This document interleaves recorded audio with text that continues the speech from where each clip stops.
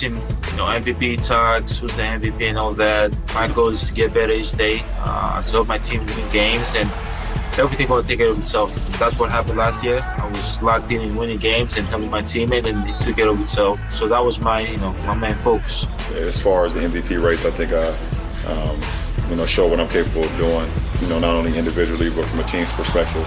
As being number one in the West, there was a lot of conversation about, LeBron can do those things in the East, but if he ever came to the West, what can he do? So, I heard all that, and to be able to have our team at the top of the Western Conference and playing the way that we were playing at that time and the way I was playing, that's definitely a good feeling. Magic Johnson is one of 4 Lakers to have already won the MVP. LeBron would make it 5. No team has done that before. He's also not exactly an objective observer, but he's making his case for LeBron as MVP. Although for a guy who's recorded as many triple-doubles as Magic has, his triple-double math may be just a little bit off there. Speaking of bias, we're bringing in a couple of fans here who are definitely biased about their candidates for MVP. Giovanni Lim of the LA Lakers, who's been a fan forever, and Andy Grozowski from the Milwaukee Bucks. And guys, I'll ask you both to explain how deep your allegiances run. Giovanni, let's start with you. How far back do you go as a Lakers fan? Oh, I've been a Lakers fan since I was 8 years old. It's been over 32 years. I'm a Lakers season ticket member for about 6 years now. I waited for 7 years on the wait list just to be a season ticket holder. And I've always loved the Lakers. I bleed purple and gold. I go to almost every game, and I love them. I love them. And Andy, how far back do your Bucks memories go? Oh, gosh. Lifelong Bucks fan, born and raised in the city of Milwaukee, and a great NBA household with my dad and my grandfather, who were huge Bucks fans, and we had tickets growing up.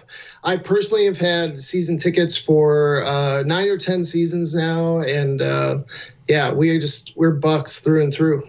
All right, Andy, give me your case for Giannis Antetokounmpo to win back-to-back MVPs. I mean, what Giannis is doing this year is truly historic. I mean, with all due respect to LeBron, it's a great season. But Giannis had arguably one of the greatest seasons ever in NBA history, and every fact and number backs that up. I mean, I know there's a lot of sometimes narrative-driven type things that develop, whether that's in the media or in fan bases that create a groundswell, and I think LeBron has that, and he's having a terrific season. But from real plus minus, where Giannis is basically at 8.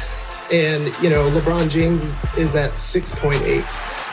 Giannis's efficiency rating, which I think is 31.9 right now, it's on pace to be the highest ever recorded in, nearly 75 years of the NBA. Andy's throwing some advanced metrics at us here, Giovanni. What's your counterpoint? Well, what I have to say is Giannis is an awesome player. But with due respect to him, LeBron James, just like what Magic Johnson was saying, he's averaging nearly a triple-double. There's only been 5 NBA players that have finished the season with 25 points and 10 assists. LeBron James is about to be the 6th. And those 3 players out of those 5, I can name them right now. It's Harden, Westbrook, and Oscar Robertson. Basically, what LeBron James does is make everybody better around him. He's the team leader, and he came to the West for a reason, to prove all of the doubters wrong that he could win in the West. If you take a look at the Bucks' record right now, the 15 losses that they have, 9 of those losses are from Western Conference teams. So let's just bring the Milwaukee Bucks over to the Western Conference. The question will be, will they have a better record than the Lakers? Probably not. The Lakers are the number 1 seed for a reason, and it's because of LeBron and what he's doing for this team. You guys brought information to the table. I like this. These are all good arguments for both candidates. Giovanni, I'll go back to you here. Obviously, fans of their teams like to see their players win these awards. How important, how big of a deal is it to you that LeBron wins and becomes the first player ever to win MVPs with 3 different teams? It's a huge deal, but honestly, as a Lakers fan, he's already our MVP. He told his teammates that he was given wide, broad shoulders for a reason. And not only did he put the team on his back, he put the whole city, the whole LA Laker fan base on his back after what happened on January 26th. He passed up Kobe in the all-time scoring list. He gave that heartfelt speech at Staples Center. And then a week later, he mimics that iconic dunk that Kobe did. He's our leader. This is the same LeBron James that was told to shut up and dribble.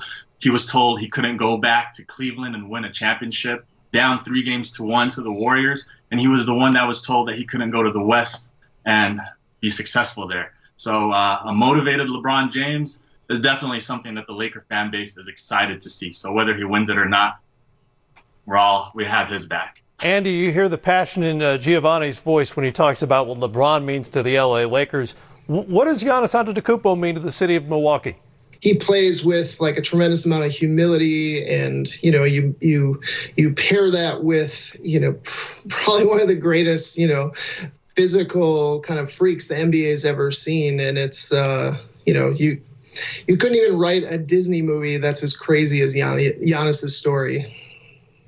All right, guys, great arguments from both of you. Good luck to your candidates, and we appreciate your time. Andy Gorzalski with us from Milwaukee, Giovanni Lim from Los Angeles. Appreciate it. All right, Thank go you. Bucks. And more coming up here as we continue the race to the 2020 Kia MVP. What to look for the 21 MVP race.